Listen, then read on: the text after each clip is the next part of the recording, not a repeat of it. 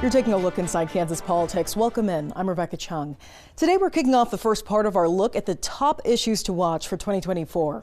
There were so many we had to split this show into two. Here with me today to break down the first set of topics is political buff Tim Carpenter, senior reporter for the Kansas Reflector.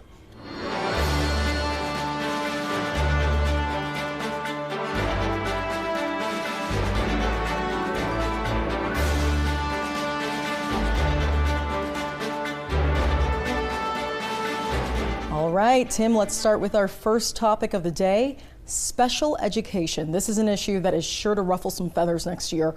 Now, there's public education advocates that are looking for more money to reach that 92% of excess special education costs. It could be tough for them to convince Republicans, though, to reach that level, with some looking at making changes to the statute that deals with special ed funding. So the governor also weighed in on this during a talk with reporters the other day. She said she won't be changing her approach next year, pressing for extra money to meet that 92% level using a phased-in approach. Now, this is going to be a tough one next year. There's no doubt that something will need to be done with public outcry over the lack of resources in this area. But Tim, what action will Republicans take is the key question here. And will a deal need to be made? Will the strategy need to change next year? Well, the Kansas legislature told the governor no last year, so you would think that perhaps a compromise would be in order. One thing to make clear, the money is there. We're talking about $80, $90 million a year to make to conform with the law in terms of special education. So the money's there. That's not the question. It's really about maybe the Republicans in the legislature giving a win to the governor. You know, I think to some degree the Republicans think they spend enough on public schools. And if you wanted to look for a compromise, maybe there's one to be had where the conservatives can spend some money on private school vouchers, and maybe Laura Kelly can get her special ed funding. Okay, so maybe giving them a little bit of what they want. Yeah. Did we see a little bit of that this past year? No? Well, typically the Republican leadership in the House and Senate just tell the governor no. They do it on multiple issues. And these big issues that really resonate in the Capitol are really contentious. And part of being in politics is making your rival look ineffective. And so I think sometimes good policy falls by the wayside due to politics. Okay. Well, if Republicans do go down the path of maybe changing how special ed is financed, what sort of implications could that have? Could we potentially see some lawsuits? So there's a long, long history of litigation on Kansas public school finance. On this issue, possibly, but we've gone many years with the issue is really local school districts have to make up the difference for what the state is not paying for special education. And so for many years, local school districts have just raised the taxes and funded those services for kids that have special education needs, and gifted students too are within that program. So the ask from the State Board of Ed is well over $300 million, but maybe you could do that over a 4-year period. As I say, maybe $80 or $90 million a year, and you would get there. So, you know, this has been a struggle in the past. We might think there could be an easy compromise there, but we're just two people sitting down having a conversation. When you get in the Capitol and everything gets political, and there's 165 legislators and one governor, things get a lot more complicated. And it becomes harder for Republicans to budge on that issue, you would say, or both sides to budge on that issue? Well, you know, I think deals can be had. That's the way democracy works. You compromise here and you compromise there. There's people really entrenched about not wanting public tax dollars going to all these private schools. So I throw that out as a possibility because it's topical, but there's certainly no guarantee that that's the fix. All right, well, let's talk strategy. What would be the best route for both sides to take in this situation to advocate for their side? So, like we've been discussing, can a compromise be reached next year on an issue like this? You know, one of the advantages that Laura Kelly has is that I think she's really open to talking to people who are diametrically opposed to her views. So they'll have many meetings and conversations about this. And if there's an opportunity there, I think the Republicans ought to take it, because there's always something one side wants and the other side wants as well. And it's just really about how willing they are to work together rather than just be enemies. Okay. What is something that we could see come up next year? It's really about how much they're going to really put forth towards special education. So it's a side issue, but the Republicans have been hoarding money because they want massive, massive tax cuts. And they want all the money that they can in this satchel over here for tax cuts. And anything that takes 80, 90 million away from that for public schools, as I say, something they feel like they've already spent enough on, then that just undermines the other part of their agenda. And so that's the concern, is that some things that maybe Laura Kelly does not want to do, like a flat income tax, the legislature really, really wants that. And it's really about how willing you are to compromise, how willing she is to compromise on an issue like that, for which she had said no. I don't want the flat tax, but the Republicans said we don't want the special ed money either. So, you know, sometimes you just need to budge and put your ego aside. All right, well, that means I guess we have a lot of money, but both sides can't get it all. A lot of competing ideas for those dollars. All right, Tim, thank you. After the break, we're looking at the next culture war in Kansas. We've seen everything from trans athlete bans to new abortion laws. But which issue will Democrats and Republicans clash over next year? We'll be right back. You're watching Inside Kansas Politics. The Holton Weather Cam is sponsored by Ellis Boys, Chrysler, Dodge, Jeep, and Ram. Protect your home from sudden power outages with a Generac home standby generator installed by Shockwave Electric certified experts. Call Shockwave Electric for all your commercial and residential electrical services. Find great authentic Mexican food at the Mexican Taco Shop.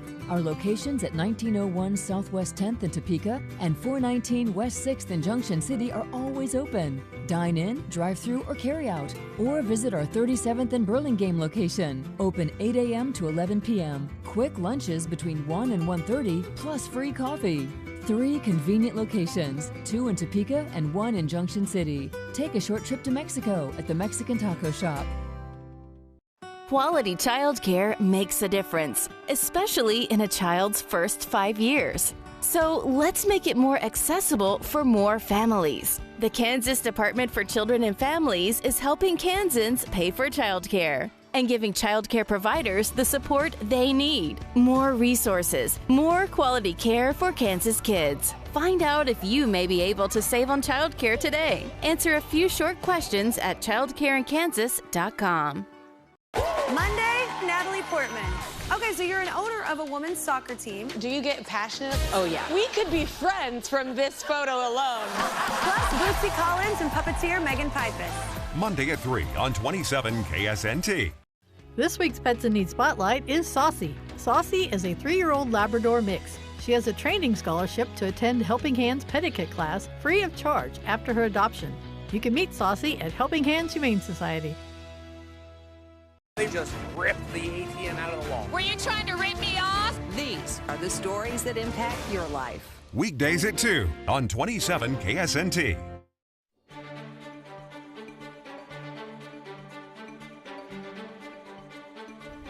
Welcome back to Inside Kansas Politics. I'm Rebecca Chung.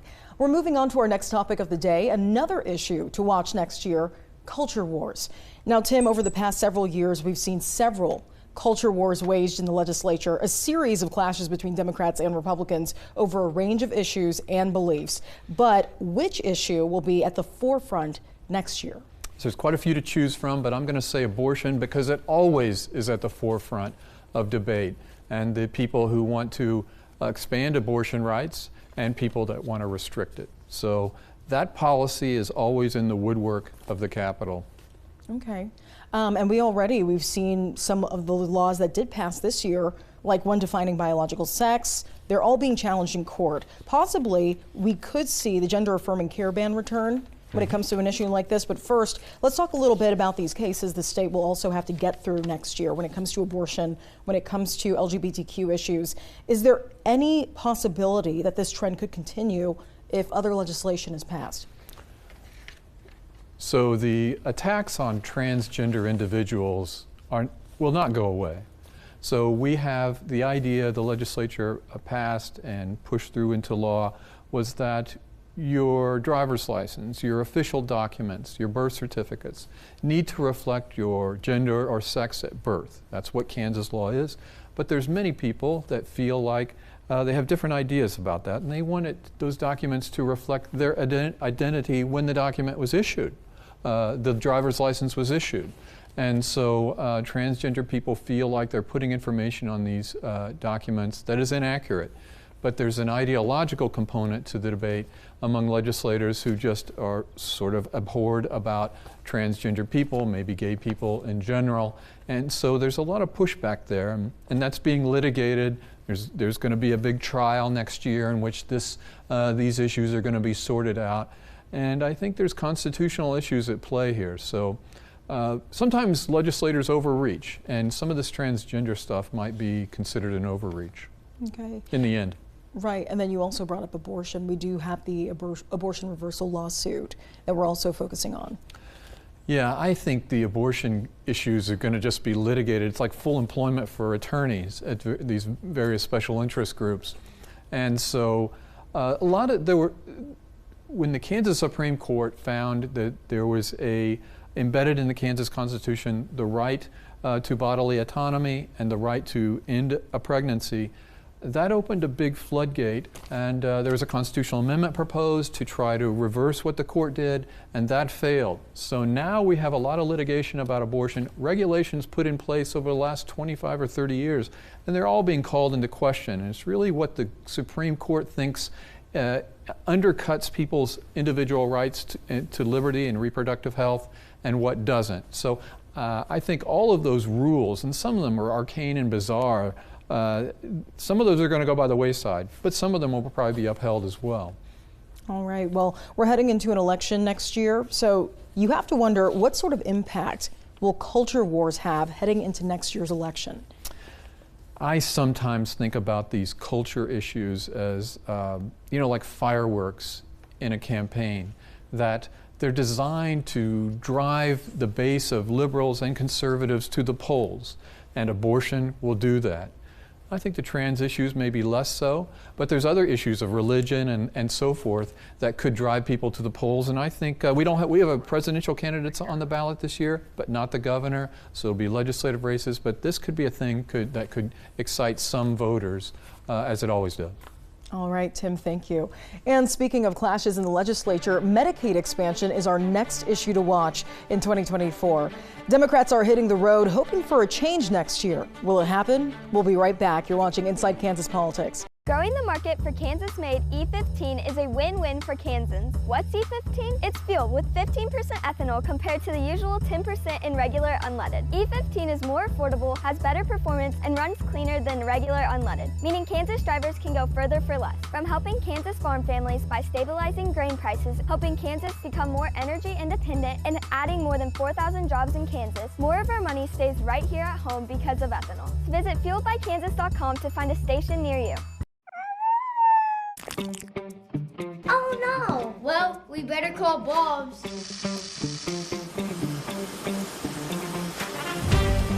For all your cleaning needs, call Bob's Janitorial today. Winter's first snowfall. It's a magical time. The kids are dressed and ready to play. In the living room. Those leaky vinyl windows were a great deal, though. At Renewal by Andersen, every replacement window we install is custom-sized and precision manufactured to fit your home. That means a perfect fit every time. Kick those cheap, leaky windows to the curb. Visit our website to claim this month's great offer and schedule your free consultation. The stories you need to know. They just ripped the ATM out of the wall. Up in a Black Hawk helicopter. Were you trying to rip me off? Inside Edition. These are the stories that impact your life. Weekdays at 2 on 27 KSNT. Monday, Natalie Portman. Okay, so you're an owner of a women's soccer team. Do you get passionate? Oh, yeah. We could be friends from this photo alone. Plus, Bootsy Collins and puppeteer Megan Pipus. Monday at 3 on 27 KSNT. Next live. Hey, we're live. Vivica A. Fox and Cal Mitchell. Plus, Strive for More in 24 kicks off with Battling Burnout. Monday at 11 on 27 KSNT.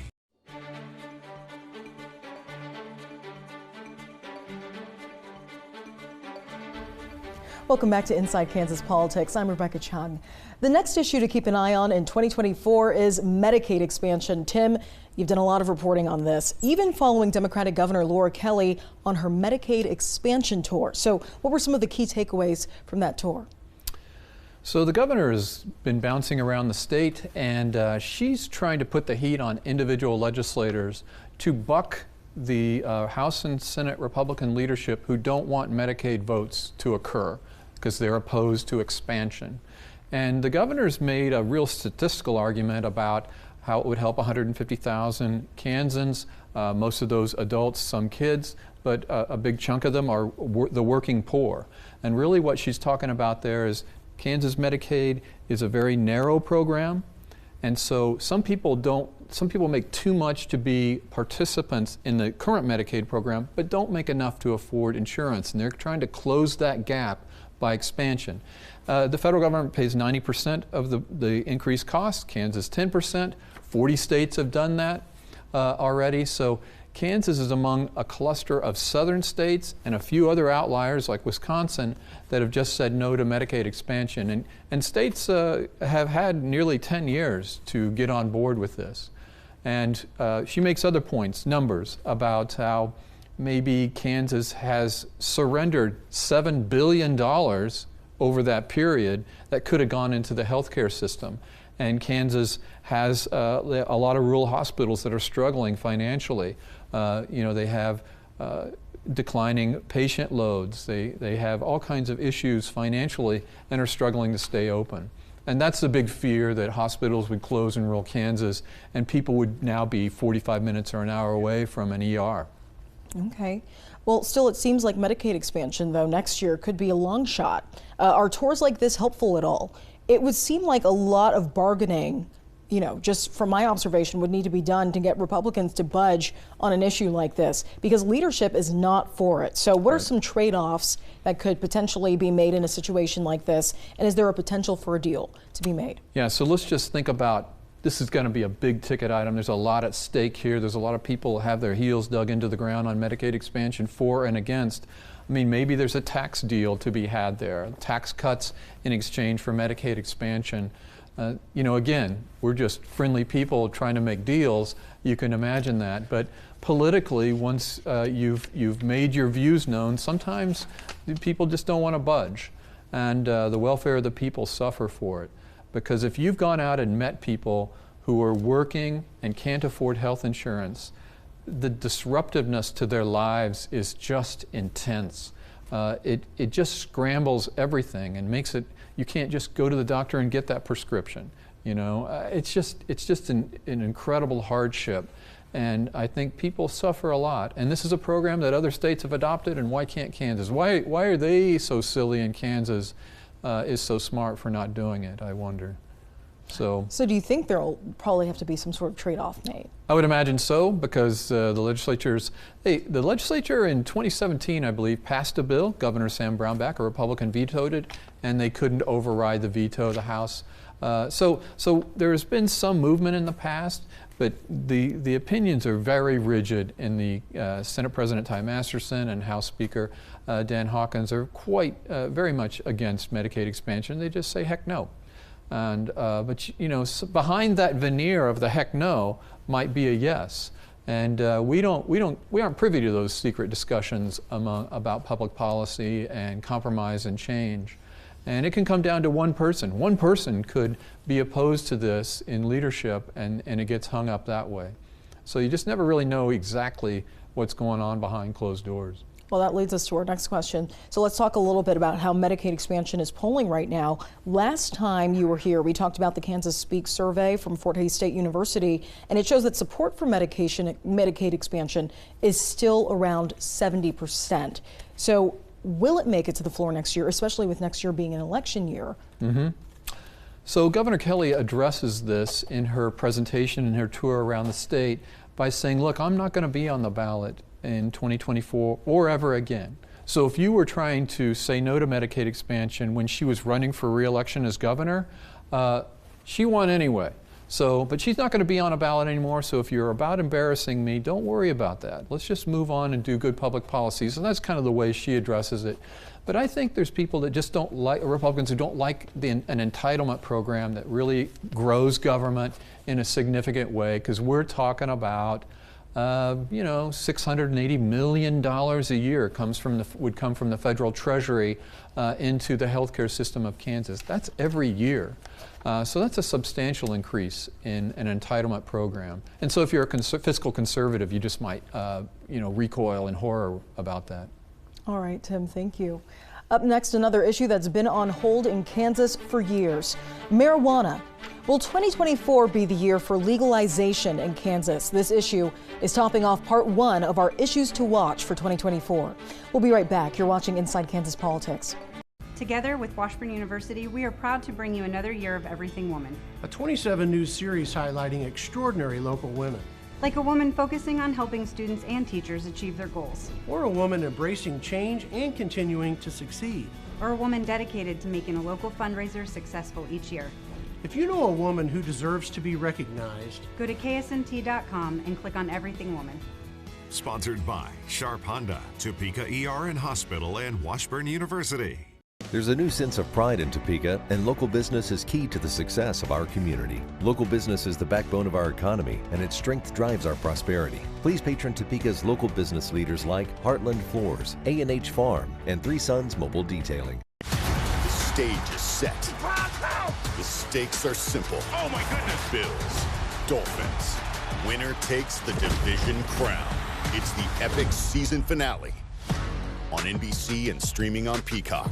For once, there's competition between the judges. That was fantastic! I'm so jealous! You can do so much better. Howie! With Team Howie! AGT Fantasy League, Monday on NBC and Peacock. Today, it's CW Women's Hoops. Richardson can't be stopped. Reagan Richardson powers Duke. Oh, that's a big time shot. Against Cameron Taylor and Virginia. Wow. CW Women's Hoops. Duke, Virginia. Today at 12 Eastern, 9 Pacific.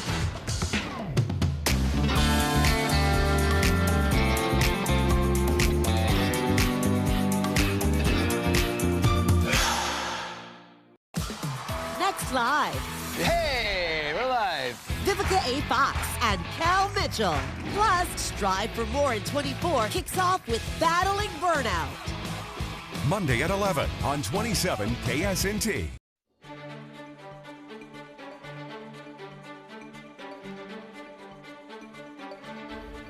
Welcome back to Inside Kansas Politics. I'm Rebecca Chung. We're back with our final issue to watch for the 2024 legislative session. It's marijuana. Tim, like Medicaid, it's an issue that comes up every year but never passes. Will lawmakers pass a bill this year, or is it a long shot? So I would say the only thing that really has potential would be a medicinal marijuana piece of legislation. You know, Missouri, Colorado have recreational weed. Kansas is not doing that first time out of the gate. If they might consider this a medicinal version of it, you would have to have some sort of horrific ailment to qualify under such a bill to get marijuana products, THC. So I think that's much more likely before Kansas takes the next leap, if they ever do, into recreational weed. But one of the complicating factors is Kansas is going to get surrounded by states that are selling marijuana, cannabis products. That creates a heck of an issue on the border. Like, not just the rural borders, but imagine what Johnson County and Jackson County, Missouri are like when people can literally walk across a street and go buy something that's legal in Missouri, walk back to their house, and they're in possession of an illegal product. I just think that's untenable over time. And all that tax revenue goes to Colorado and Missouri and none to Kansas. But Kansans who participate, who use those substances, the problems that it might create are all Kansas's to resolve. So eventually, though, there's going to be a tipping point. Maybe it'll just be a federal bill that makes it legal nationwide, and Kansas has to grudgingly go along, like alcohol and prohibition. What about those rumors that this is being saved for 2025 for a potential gubernatorial run from leadership? So I think about taxes and Medicaid and marijuana and things like that that are could be used as somebody who wants to run for governor, and I think that's very much a possibility. Although if you're willing to do it now and just move on. I mean, some people, they just are so desperate to climb that ladder politically that they stall out legislation. I'm not sure that's a good thing in terms of your constituents, but I could see people that Senator Masterson from Wichita area and Dan Hawkins, the House member also from Wichita area, they might have gubernatorial aspirations, and they might be holding on to issues that they can talk a lot about in a campaign and make promises for, like we're going to have a medical marijuana bill, it'll be a Kansas bill, it'll be what you really want, and it's really going to help people who are sick. You can make that argument and maybe draw some moderate votes. If you're a conservative Republican, draw some moderate votes in. So it could be an effective strategy. Okay. Well, moving on, what's other issues should we keep an eye on in 2024 that aren't on today's list? Yeah, so let's go into the weeds a little bit. Kansas has a massive revenue surplus. It's billions of dollars sitting there. And I think the legislature is going to consider options for taking a big chunk of that and invest. It's really in super short-term investments right now. It doesn't make a lot of money, but let's put it in a longer-term investment, 6 months term or something like that, and they can make more cash. When you have $1 billion to wave around, you can make some serious money off of that. Another bill, before we close out, that I think could really gain some traction, there's a process for civil asset forfeiture in which you committed a crime involving, they'll say, illegal drugs. They think you're a drug dealer. They'll take your car. I think it's time for Kansas, and there's some Republican and Democrat interest in really reforming that legislation because there is a real public perception it's being abused by law enforcement officers and agencies. Well, thank you so much, Tim. And that's a wrap on part 1 of our Issues to Watch for 2024. We're going to be breaking down more topics in our next episode. For now, that was your look inside Kansas politics. If you want to keep up to date on all things Kansas politics, then follow us on social media. Follow us on Twitter at InKansasPolitics. And on Facebook, just search Inside Kansas Politics. We'll also post the full video on YouTube. Just search KSNT News. And check ksnt.com/inside-kansas-politics for past episodes. If you have a story you want Kansas state legislators to hear or topics you think we should cover, let us know. You can email us at ikp@ksnt.com. We'll see you right here, same time, same place. Have a good day.